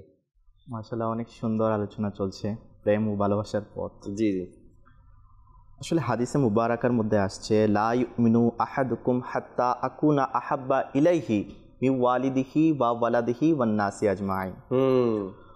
অর্থাৎ তোমাদের মধ্য থেকে কেউ ততক্ষণ পর্যন্ত প্রকৃত ঈমানদার হতে পারবে না যতক্ষণ না তুমি তোমার পিতামাতা, সন্তান, সম্পদ থেকে আমাকে বেশি ভালো না বাসো।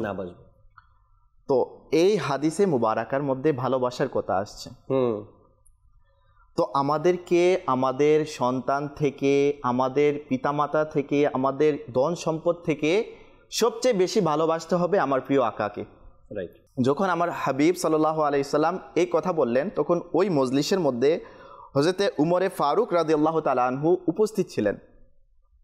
তখন তিনি বললেন, ইয়া রাসূলুল্লাহ সাল্লাল্লাহু তাআলা আলাইহি ওয়া আলিহি ওয়াসাল্লাম, আমি আপনাকে আমার পিতামাতা থেকে, আমার সন্তান থেকে, আমার সম্পদ থেকে আপনাকে অধিক বেশি ভালোবাসি, কিন্তু এই মুহূর্তে আমার অন্তর এটা মানছে না যে আমি আমার থেকে, অর্থাৎ আমার নফস থেকে আপনাকে ভালোবাসি।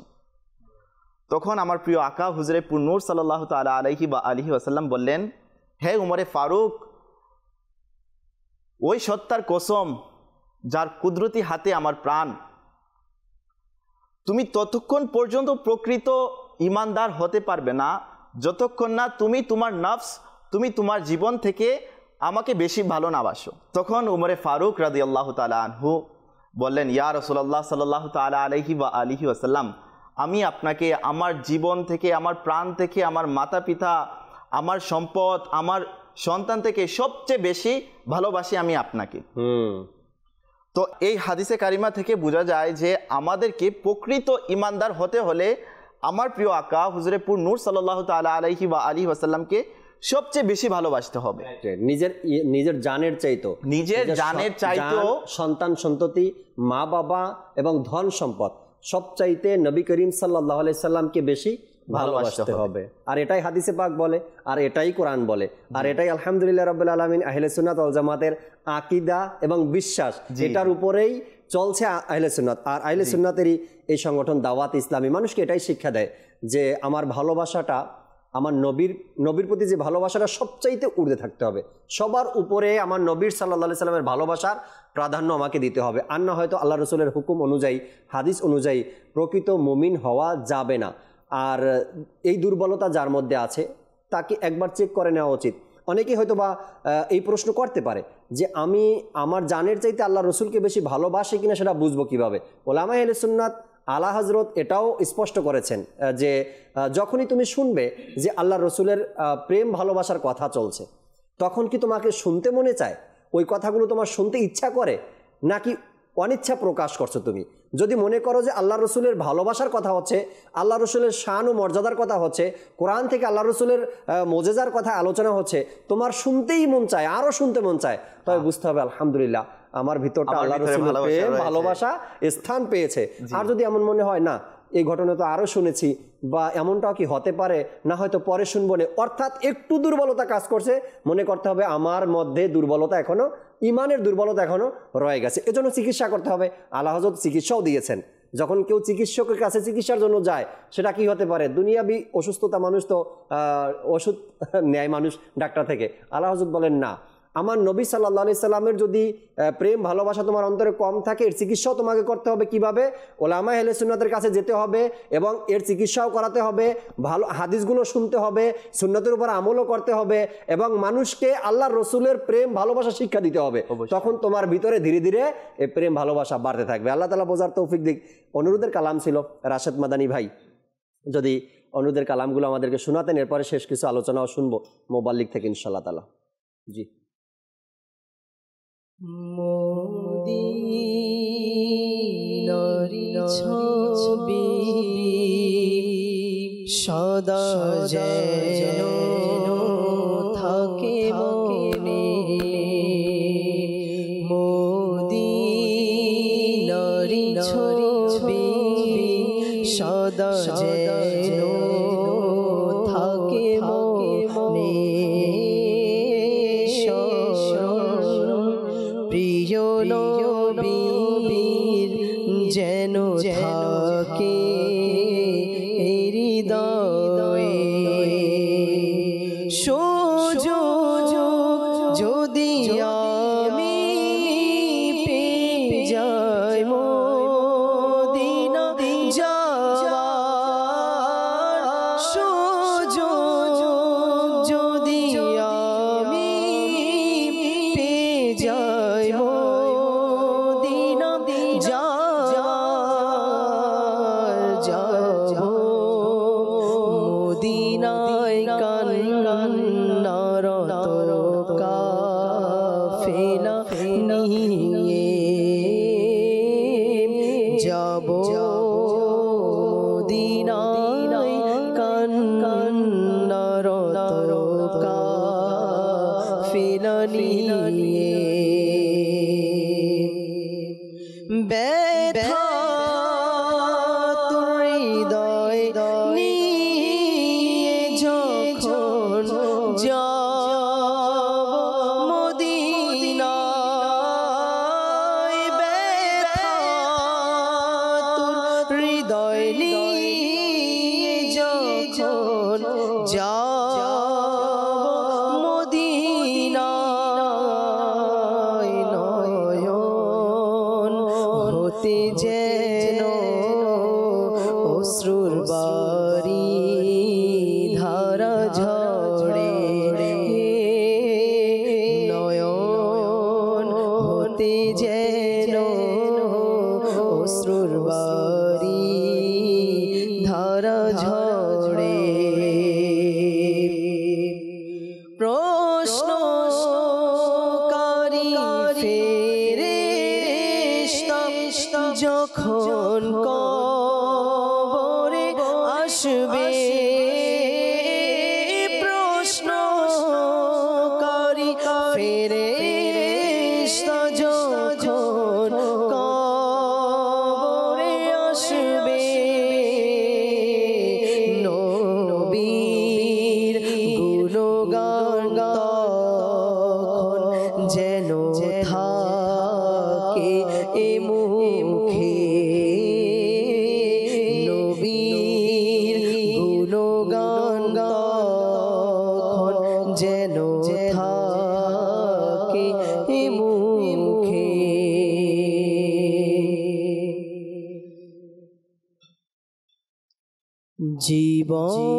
জীবনে হবে কি তোমার দিদার ইয়া রাসূলুল্লাহ জীবনে হবে কি তোমার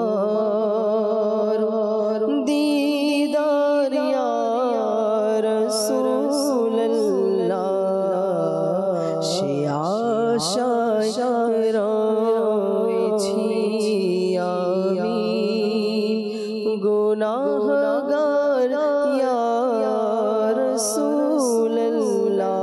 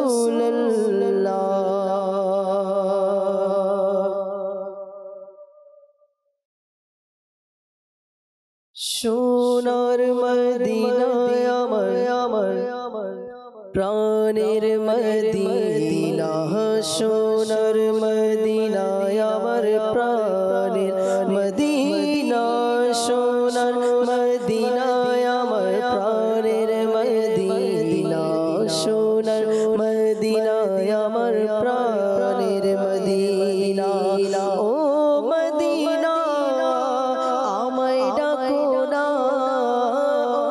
মদিনা আমায় ডাকো না সোনার মদিনায় আমার মনের বাসনা সোনার মদিনায় আমার প্রাণের মদিনা সোনার মদিনায় আমার প্রাণের মদিনা সোনার মদিনায় আমার প্রাণের মদিনা সোনার মদিনায় আমার প্রাণের মদিনা মদিনার ওই শীতল হাওয়া পেতে মন আমার চায় একবার ছোঁয়া মদিনার ওই শীতল হাওয়া পেতে মন আমার চায় একবার ছোঁয়া ও মদিনা আমায় ডাকো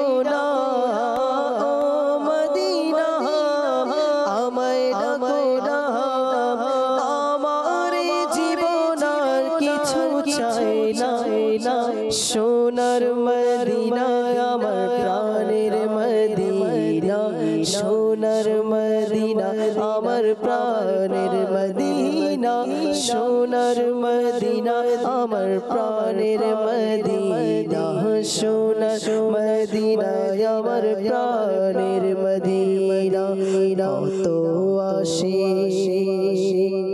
যায় মদিনায় আমি গুনাহগার রয়ে গেলাম কত আসে যায় মদিনায় আমি গুনাহগার রয়ে গেলাম হেথা শাহে মদিনা আমায় ডাকো না শাহে মদিনা আমায় ডাকো না শাহে মদিনা আমায় ডাকো না তোমার দিদারের আশায় মানে না সোনার মদিনায় আমার প্রাণের মদিনা সোনার মদিনা আমার প্রাণের মদিনা সোনার মদিনা আমার প্রাণের মদিনা সোনার মদিনা আমার প্রাণের মদিনা সব ভুলিব কিন্তু তোমায় ভুলতে পারি না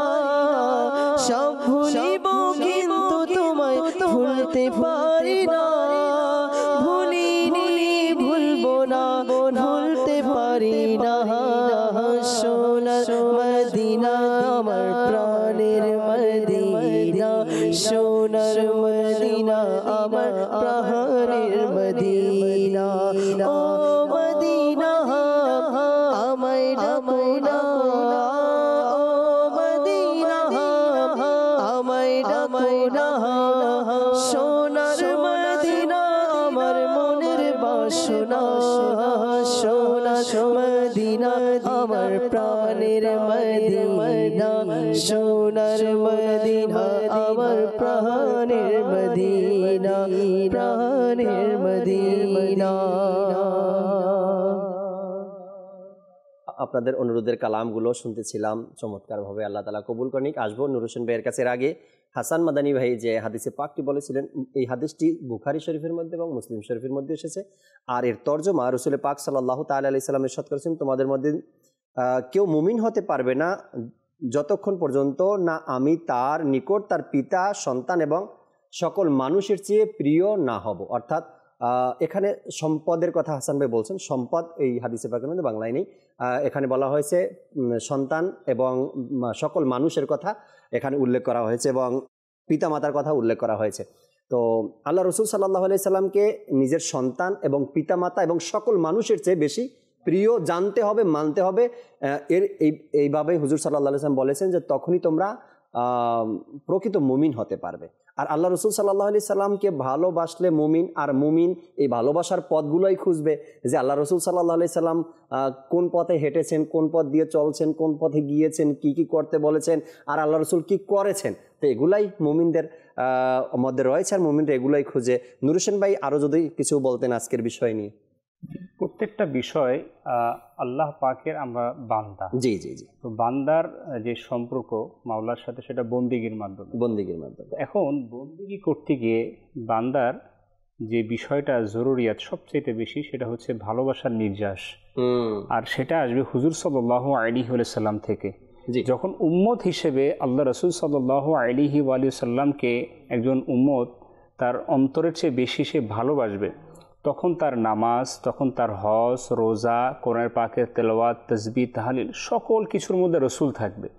সে চিন্তা করবে আমার রসুল কিভাবে তাওয়াফ করছিল, সে চিন্তা করবে আমার রসুল হাজরে আসওয়াদকে চুমা দিয়েছিল। ফারুক আজম যেটা বলছেন, আমি তো তোমাকে চুমা দিতাম না, তুমি তো সামান্য একটা পাথর না, আমার নবী তোমাকে চুমু দিয়েছে, এজন্য আমি তোমাকে চুমু দিয়েছি। এটা হচ্ছে ভালোবাসা, এটা হচ্ছে ভালোবাসার নিদর্শন। কালামের মধ্যে শুনলাম না শুরুতেই মাঝে আহমদে বাড়ি তালামতের আসাদে বললেন, মাশাআল্লাহ চমৎকারভাবে বলেছেন কালামের মধ্যে। জি জি, এই যে ভালোবাসা জাকির ভাই, এরপরে যদি দেখেন যে কিছু এমনও জায়গা আছে জিয়ারতের, যে জায়গাগুলো জিয়ারতের জন্য শর্ত না, মানে ওয়াজিব না, সুন্নত না, কিছু না। তো এমন এমন আশেকের রাসূল, হাজারো হাজারো আশেকের রাসূল, যেমন আমি জাবালে নূরের কথা বলি, জি জাবালে সাওরের কথা বলি, কত কত মিটার উপরে, হ্যাঁ জাকির ভাই, 600, 650, 750 মিটার উচ্চতা। আপনি যখন এটার মধ্যে যদি দেখেন না, জিয়ারতের যখন যাবে হাজিগণ, যখন দেখে যে এখানে বয়োবৃদ্ধ প্রবীণ যেই লোক লাঠি ছাড়া হাঁটতে সক্ষম নয়, ওই লোক সে পাহাড়ের উচ্চতায় সে চলে যাচ্ছে। এটা কোন ভালোবাসা নিয়ে যাচ্ছে? নিচে থেকে উপরে তাকালে সাহস হয় না উপরে যাবো কি। এটা তো একটা ভালোবাসার নিদর্শন ভাই। যদি তার অন্তর ইশকে রাসূল না থাকে, সে এটা চিন্তা করে আমার নবী সেই হেরা গুহার মধ্যে সেখানে আল্লাহ রাসূল ধ্যান করেছে, আল্লাহ পাকের আয়াতে কারিমা সেখানে নাজিল হয়েছে, হ্যাঁ আম্মা জান প্রত্যেকটা দিন খাদিজাতুল কুবরা রাদিয়াল্লাহু তাআলা আনহা আল্লাহ রাসূলের জন্য খাবার নিয়ে গিয়েছে। এই পাহাড় কিভাবে উঠেছে, হ্যাঁ যখন একজন আশিক রাসূল 2-3 ঘন্টা সফর করে, খোদার কসম জাকির ভাই, যখন ওই চূড়ায় গিয়ে পৌঁছে যায়, তখন তার কষ্ট আর কষ্ট থাকে না, তখন সেটা শক্তিতে পরিণত হয়, ইমানের শক্তিতে পরিণত হয়।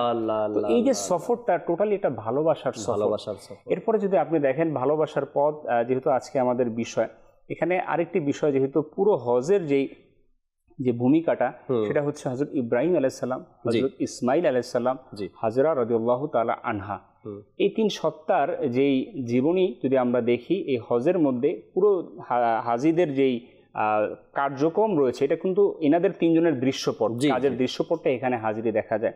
তো এখানে যে বিষয়টা, যে হযরত ইব্রাহিম আলাইহিস সালাম যে ভালোবাসার পরীক্ষা যে বিষয়টি, যেহেতু ভালোবাসার যে বিষয়টা এখানে আমাদের আজকের বিষয়বস্তু, ইব্রাহিম আলাইহিস সালাম ইনি যে ভালোবাসার পরীক্ষা দিয়েছেন, এটা হচ্ছে এই হজের যে মৌসুমটা যখন আসে, জিলহজ মাসের চাঁদ যখন উঠে, তখন এটা আমাদের উম্মতের জন্য শিক্ষা।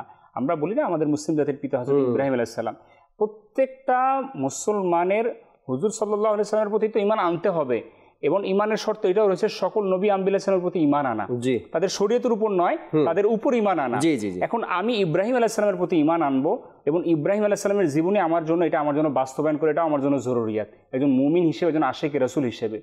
পুরো হজ যদি আমাকে সম্পাদন করতে, তাহলে আমার ইব্রাহিম আলাইহিস সালামের জীবনের দিকে যেতে হবে, ইসমাইল আলাইহিস সালামের জীবনের দিকে যেতে হবে, তাদের ভালোবাসার দিকগুলো আমাকে শিক্ষা নিতে হবে, তখন আমার জন্য সহজ হবে এই ভালোবাসার কার্যক্রম। আল্লাহ তাবারাক ওয়া তাআলা ওই সকল তার প্রিয় ব্যক্তিদের কিছু কর্মকে আমাদের জন্য কোনোটা ওয়াজিব করে দিয়েছেন, কোনোটা ফরজ করে দিয়েছেন, তাই না? এই সূত্রে আমাদেরকে সেই পূর্বের ইতিহাস, পূর্বের বনি ইসরায়েলের নবী পয়গম্বরদের তাদের পথগুলো আমাদেরকে অনুসরণ করতে হয়। ভালোবাসার পথ নিয়ে কথা বলছি। যখন একজন ব্যক্তি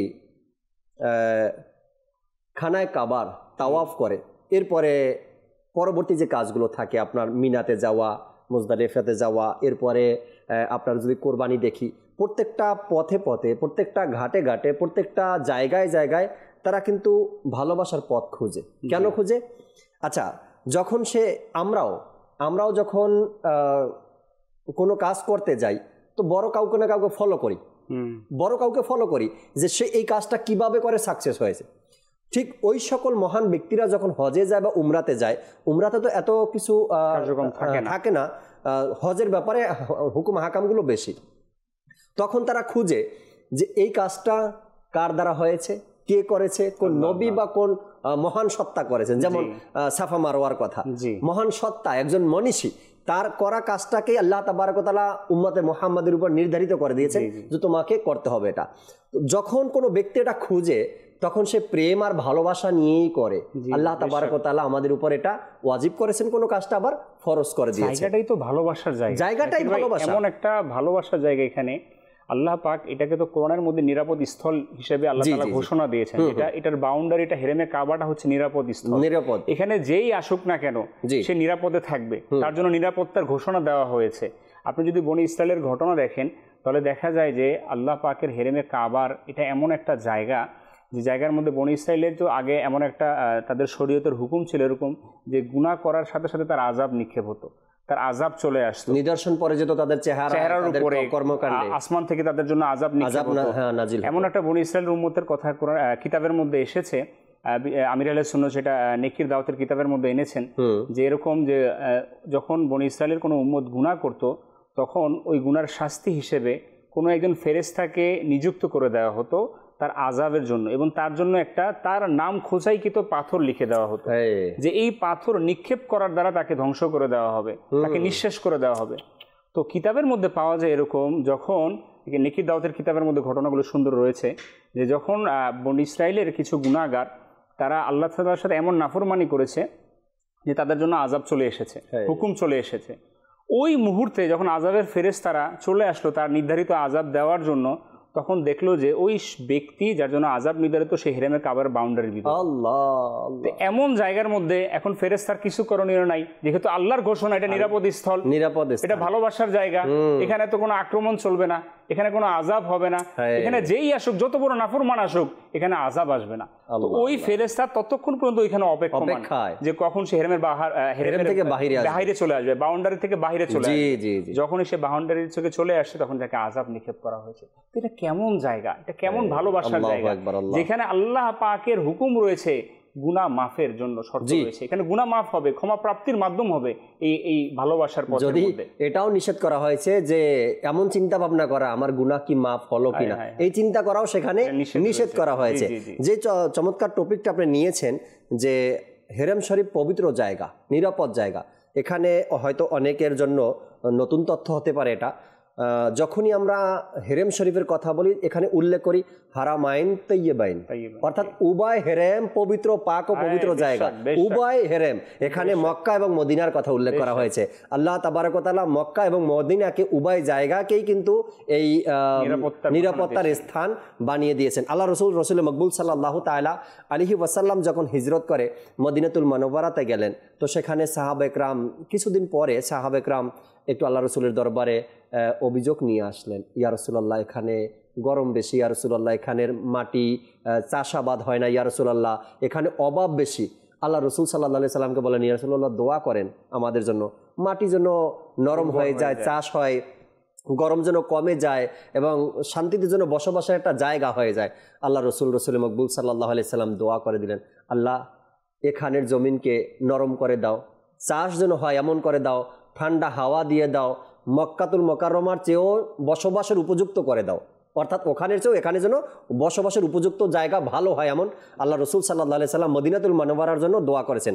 তো যখনই আমরা বলি হারামাইন তাইয়্যিবাইন, অর্থাৎ মক্কাতুল মুকাররমা এবং মদিনাতুল মুনাওয়ারা উভয় স্থানকেই আল্লাহ তাবারক ওয়া তাআলা নিরাপত্তার স্থান বানিয়েছেন। এখন সেখানে যখন যায় একজন ব্যক্তি, আলোচনা তো করছিলাম মক্কাতুল মুকাররমা নিয়ে যে ভালোবাসার পথ, মদিনাতুল মুনাওয়ারাতে দেখেন, মদিনাতুল মুনাওয়ারাতে আজও পর্যন্ত আশেকগণ আল্লাহ রসুল সাল্লাল্লাহু আলাইহি সাল্লামের সেই খেজুর বাগান খুঁজেন, কোন বাগানে আল্লাহ রসুল গিয়েছেন, কোন খেজুর গাছের সাথে হেলানে বসেছেন। আল্লাহ রসুল সাল্লাল্লাহু আলাইহি সাল্লাম যে মসজিদকে কিবলাতাইন বলা হয়, উভয় কিবলা মসজিদ, যেই মসজিদকে, সেখানে হাজিগণ যান জিয়ারত করতে, ভালোবাসা এগুলো সব কিছু ভালোবাসা, তাই না? এরপরে রসুল সাল্লাল্লাহু আলাইহি সাল্লাম কোন কুফকে উসমানে গনি রাদিয়াল্লাহু তাআলা আনহুকে জান্নাতি ঘোষণা করছেন যে কিনবে তাকে জান্নাত প্রদান করা হবে, ওই কুফকে দেখতে যায় হাজিগণ। কেন? ভালোবাসা এগুলোর সাথে জড়িত রয়েছে। আমিরুল সুরুদ একটি কিতাব ফাইজানে নামাজ, এখানেও একটি হাদিসের উল্লেখ করেছেন উসমান গনি রাদিয়াল্লাহু তাআলা আনহু, তিনি সফরে একটি জায়গায় ওযু করলেন এবং তিনার সাথীদেরকে বললেন তিনি মুচকি হাসলেন এবং তিনাদেরকে উদ্দেশ্য করে বললেন, আপনারা কি জানেন আমি কেন মুচকি হেসেছি? এবং তিনি নিজে উত্তর দিচ্ছেন যে আমি এই জন্য মুচকি হেসেছি কারণ একদিন এই জায়গায় প্রিয় নবী সাল্লাল্লাহু আলাইহি সাল্লাম অজু করেছেন এবং মুচকি হেসেছেন এবং সাহাবা একরামকে উদ্দেশ্য করে বললেন যে আপনারা কি জানেন যে আমি এখানে কেন মুচকি হেসেছি? আল্লাহ রাসূল উত্তর দিচ্ছেন, আল্লাহ রাসূল ইরশাদ করছেন যে অজু করার মাধ্যমে অঙ্গ প্রত্যঙ্গের গুনাহগুলো ঝরে যায়। সুবহানাল্লাহ। দেখার বিষয় হলো সাহাবায়ে কেরাম আল্লাহ রাসূলকে অনুসরণ করেছেন কিভাবে? পুঙ্খানুপুঙ্খ রূপে। জি, যেভাবে দেখেছেন সেভাবে অনুসরণ দেখেছেন। এই যে আমার ভাই বলছিলেন যে বৃদ্ধ লোকেরাও সাহস করে কোথায় চলে যাচ্ছে? হেরা গুহার দিকে চলে যাচ্ছে।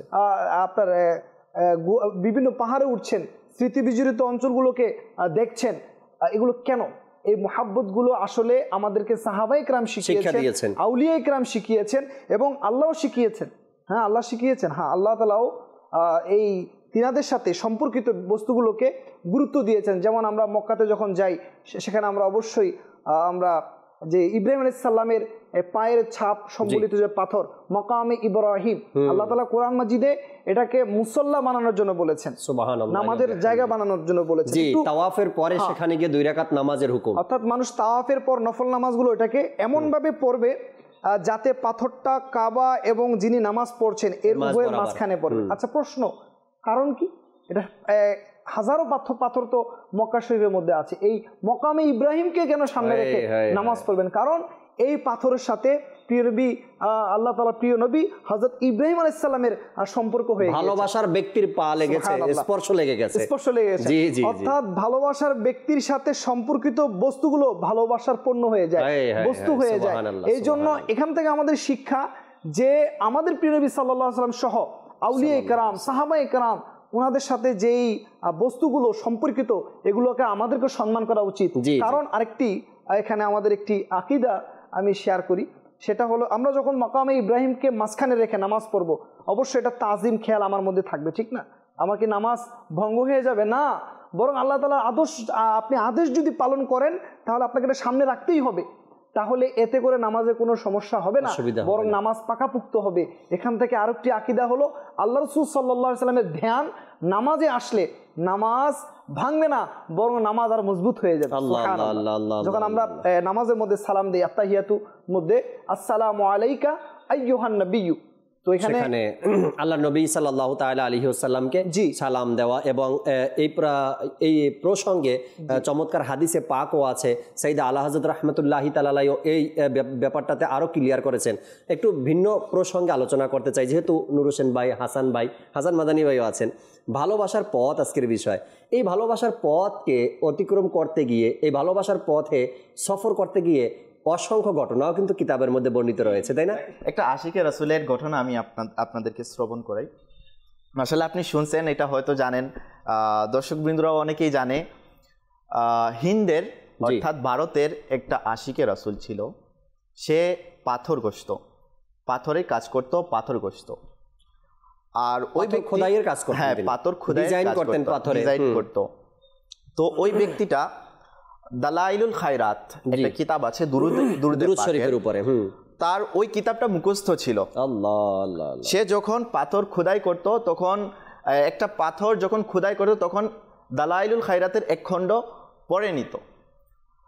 যখন হজের মৌসুম আসলো, হজ যাত্রা শুরু হলো, তখন ওই ব্যক্তি তার মনে ইচ্ছা আকাঙ্ক্ষা নিয়েছে যে আমার কাছে তো ধন সম্পদ নাই, আমার কাছে পাসপোর্ট নাই, ইত্যাদি কিছুই নাই, আমি আমার প্রিয় আকা হুজুরে নূর সাল্লাল্লাহু তাআলা আলাইহি ওয়া আলিহি ওয়াসাল্লামকে ভালোবাসি, আমারও ইচ্ছা যে আমিও হজের সফর করি, আমিও আমার আকার দরবারে উপস্থিতি হই। সেই আশা আকাঙ্ক্ষা নিয়ে ওই ব্যক্তিটা কি হলো, ঘুমালো। তো ঘুমের মধ্যে আমার প্রিয় আকা হুজুরে নূর সাল্লাল্লাহু তাআলা আলাইহি ওয়া আলিহি ওয়াসাল্লামের জিয়ারত নসিব হলো। যখন জিয়ারত নসিব হলো, তখন ওই ব্যক্তিকে উদ্দেশ্য করে আমার আকা হুজুরে নূর সাল্লাল্লাহু তাআলা আলাইহি ওয়া আলিহি ওয়াসাল্লাম বললেন যে, হে ব্যক্তি, তুমি আসো, এসে আমার মিনারার একটা জায়গা যেটাতে পাথর একটু সমস্যা হয়েছে সেটা তুমি ঠিক করে দাও। তখন ঘুমন্ত অবস্থায় আমার প্রিয় আকা হুজুরে নূর সাল্লাল্লাহু আলাইহি ওয়াসাল্লামের জিয়ারত হলো। যখন জাগ্রত হলো, তখন সে আফসোস করতে লাগলো, হায় আমার আকা আমাকে ডেকেছে, অথচ আমার কাছে কোনো ধন সম্পদ নেই, পাসপোর্ট নেই। তখনকার যাত্রা হচ্ছে জাহাজ দিয়ে যাত্রা হতো। তো ওই ব্যক্তি কি করলো, অনেক আশা আকাঙ্ক্ষা নিয়ে হজ যাত্রা, যে হজ কাফেলা আছে, সামান ইত্যাদি সব কিছু প্যাক করে রওনা হলো। যে জাহাজটা যাবে মদিনা শরীফের দিকে, আরব শরীফের দিকে যে জাহাজটা যাবে, ওই জাহাজটা সব কিছু ঠিক ছিল, কিন্তু স্টার্ট নিচ্ছিল না। ওই যে মোহাব্বত, ভালোবাসা, ওই ব্যক্তিটা আসতে একটু দেরি হলো। তখন হজ কাফেলার একজন ব্যক্তি দেখলো যে একজন আসছে, যে সামান নিয়ে তিনি আসছে। তখন হজ যাত্রীর একজন ওই ব্যক্তিকে ইশারা করে বলল যে, হেই কাফেলাদারি, তুমি আসো। যখন ওই ব্যক্তিটা জাহাজে উঠলো, তখন সাথে সাথে জাহাজ স্টার্ট হয়ে গেল। সুবহানাল্লাহ, আল্লাহু আকবার, আল্লাহু আকবার। এই কেমন ভালোবাসা, এই কেমন ভালোবাসা রাসূলের প্রতি। যখন রাসূলের দরবারে ওই ব্যক্তি উপস্থিত হলো, ওইখানেও দেখুন যে খাদিম যে ছিল, তিনিও বলল যে আসছে, আমার আশিক চলে আসছে। ওই ব্যক্তির নামে আমাকে ইশারা দেওয়া হয়েছে যে সে যেন এসে ওই পাথরটা ঠিক করে দেয়। গম্বুজ মোবারকের যেই জায়গাতে পাথরটা সার্ভিস করা দরকার, সেখানে যেন সে সার্ভিস করে দেয়, সার্ভিস করে দেয়। সুবহানাল্লাহি ওয়া বিহামদিহি, মাশাআল্লাহ। আসলে ভালোবাসার যে এই পথ আছে, জি জি, আপনি যে ঘটনা শোনালেন না, এরকমের অসংখ্য ঘটনা আছে। আমার নবী সাল্লাল্লাহু আলাইহি সাল্লামের এই উম্মতের যে সফরের মধ্যে এই ঘটনাগুলো ঘটেছে, এমন অসংখ্য ঘটনা সাইয়েদে আলা হযরত রাহমাতুল্লাহি তাআলাই তার কিতাবের মধ্যে লিখেছেন, এবং আমিরুল সুন্নাত ও নেকির দাওয়াত কিতাবের মধ্যে এক দুইটা ঘটনা এভাবে লিখেছেন যে আশিকরা এই ভালোবাসার পথে যখন সফর করে, তাদের এই বাধা, তাদের এই কষ্টগুলো, তারা এগুলোকে কিছু মনে করে না। এরপরে আল্লাহ রসুল সাল্লাল্লাহু আলাইহি সাল্লামের সেই ভালোবাসার পথে যখন কারো ডাক চলে আসে, কারো দাওয়াত চলে আসে, কারো আহ্বান চলে আসে, তখন ওই ব্যক্তির পাসপোর্ট, ভিসা, ইন্তেজাম, টাকা পয়সা কোনো কিছুর প্রয়োজন হয় না। কেমনে, কিভাবে, কোথা থেকে কার সফর হয়ে যায় এই ভালোবাসার পথে, এটা অসম্ভব ব্যাপার হয়ে যায় বলা। তো এভাবেই করে আল্লাহ রসুল সাল্লাল্লাহু তাআলা আলাইহি সাল্লামের সে ভালোবাসার পথ হাজিগণ বা উমরা পালনকারীগণ অতিক্রম করছে, যায়। একবার যে যায় সে বারবার যেতে চায়, যে কখনো যায়নি শুধু শুনছে মানুষের মুখে, তারও এক অন্তরের মধ্যে আকাঙ্ক্ষা যে আমি কবে যেতে পারবো, আমি কবে যাব, আমার যাওয়া কবে হবে। আর এই আকাঙ্ক্ষাটাই একদিন সেই আশিককে মদিনায় পৌঁছে দেয়। কেননা এটা ভালোবাসার পথ। সেই ভালোবাসার প্রতি আপনি যত ধাবিত হবেন, আপনার আগ্রহ যত বাড়তে থাকবে, হয়তো বা আল্লাহ রসুলের পক্ষ থেকে আপনার আহ্বানটা তত তাড়াতাড়ি আসতে থাকবে। কেননা আপনি একজন আশিক, আপনি যেইভাবে যত প্রকাশ করবেন সেই ভালোবাসার পথে সফর করার জন্য, আল্লাহ চাই ইনশাআল্লাহ তাআলা তত তাড়াতাড়ি আপনার সেই পথে। জি, একটা সফর আমরা মানুষেরা এইভাবে করি, ব্যবসায়িক সফর। এই সফরটা হয়তো বা দেশ থেকে দেশান্তরে হয়ে থাকে। জি জি, ব্যবসায়ীরা এই সফর করে থাকে। আরেকটা সফর হচ্ছে বিনোদন, চিত্ত বিনোদনের সফর। অনেক সময় আমরা একটু আনন্দ বিনোদন করার জন্য পরিবার পরিজন নিয়ে অথবা বন্ধুবান্ধব আমরা সফর করে থাকি। আরেকটা সফর হচ্ছে ভালোবাসার সফর। আর এই সফরটা হচ্ছে আল্লাহ তাআলার রাহে সফর, দ্বীনের রাহে সফর, রওজায়ে রাসূলের পথের সফর। আর এই সফরটাই হচ্ছে উত্তম সফর।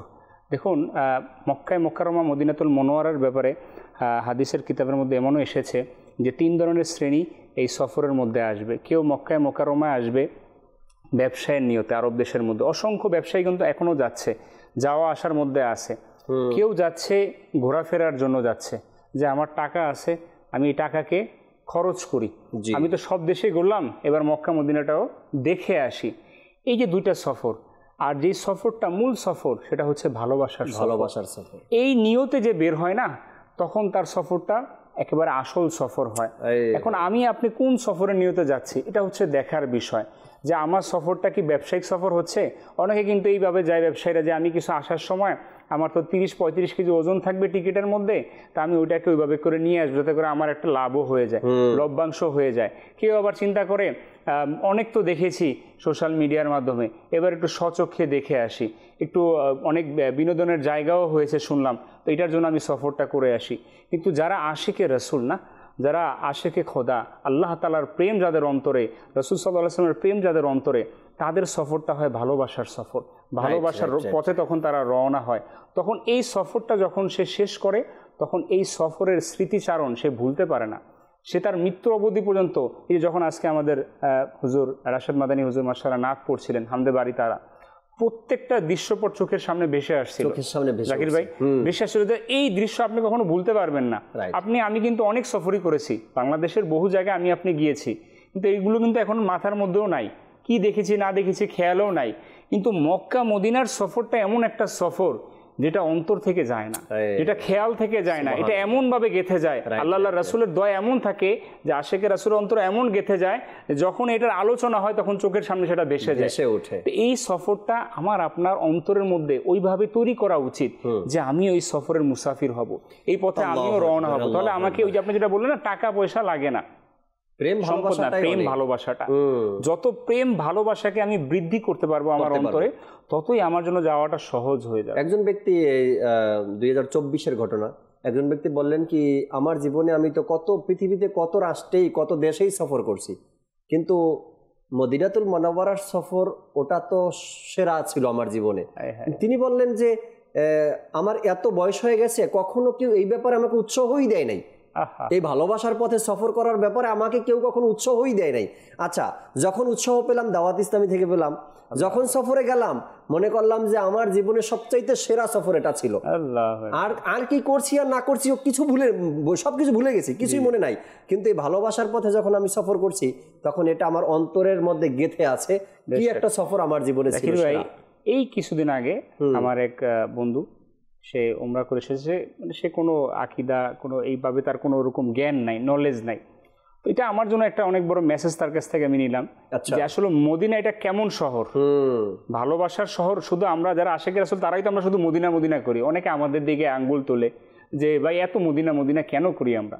হাকিকতে যে মদিনায় যায় না, আমি তার ভাষ্য বলতেছি, সে কিছুই বোঝে না, তার কোনো জ্ঞান নাই। সে জানে তাকে উমরা করতে হবে, উমরার যে কার্যক্রম সেটা সম্পাদন করতে হবে, সর্বশেষ রওজায়ে রাসূলের সামনে হাজিরা দিতে হবে। সে আমাকে নিজের মুখ দিয়ে ভাষা দিয়ে ব্যক্ত প্রকাশ করতেছে যে আমি যখন মক্কা থেকে মদিনায় গেলাম, মদিনার যে হাওয়া আমি উপভোগ করলাম, মদিনায় যে আমি প্রশান্তি পেলাম, এটা আমি মক্কায় ততটা পাইনি। এটা তার অন্তরের কথা বলতেছে না, হাকিকতে এটাই কিন্তু যে মদিনার হাওয়া, আল্লাহ রাসূলের দোয়ার বরকতের তো শেফা না, মদিনার হাওয়া এটা তো প্রশান্তির জায়গা। আল্লাহ হাজরতের কালাম আছে না রাশেদ ভাই এই ব্যাপারে, না কাবা তো দেখছো, কাবা দেখো এখন, আল্লাহ কাবা তো দেখ চুকে হো, কাবে কা কাবা তো দেখ। এইটা তো হাকিকতে আশেকে রাসূলের। ওনার ভাষ্যটা এমনই না যে অন্তরে যদি ইশকে রাসূল থাকে না, তখনই তার জন্য মদিনার সফরটা বরকতময় সফর হবে। এটা এক একজনের বেলায় এক এক রকমের এক একটা চিন্তা ভাবনা নিজের এক একজনের। যেমন অনেকে জিজ্ঞাসা করবেন, সে বলবে আমার সবসময় ইচ্ছা এটাই হয় আমি আগে মদিনাতে যাই, মদিনাতে হাজিরি দিই, তারপরে মক্কাতুল মুকাররমাতে যাই। আবার অনেকের ইচ্ছা এটা আমি আগে মক্কাতুল মুকাররমাতে যাই, ওখান থেকে তাওয়াফ করে আল্লাহর ঘরের জিয়ারত করে এরপরে মদিনাতুল মুনাওয়ারাতে যাই। এই দুইটা কথাই কিন্তু আশেকদের অন্তর থেকে আসছে। আচ্ছা, এটা যার যার ব্যক্তিগত একটা চাহিদা থাকে, একটা ফিলিংস থাকে যে এইভাবে যদি করি তো আমার জন্য একটু ভালো লাগবে বা শান্তি লাগবে। আল্লাহ তাবারক ওয়া তাআলা দয়া করে রাশেদ ভাই থেকে আর একটা কালাম শুনতে চাই, এরপরে অনুষ্ঠান থেকে ইনশাআল্লাহ তাবারক ওয়া তাআলা বিদায় নিব। জি রাশেদ ভাই। ভালোবাসার সুধা মোরে দাও রাসূল, তোমার দিওয়ানা মোরে বানাও রাসূল। ভালোবাসার সুধা মোরে দাও রাসূল, তোমার দিওয়ানা মোরে বানাও রাসূল। সুপ্রশংসা ভাগ্য মোর করো রাসূল, সুপ্রশংসা ভাগ্য মোর করো রাসূল। নূরানী চেহারা তোমার দেখাও রাসূল, নূরানী চেহারা তোমার দেখাও রাসূল। ভালোবাসার সুধা মোরে দাও রাসূল।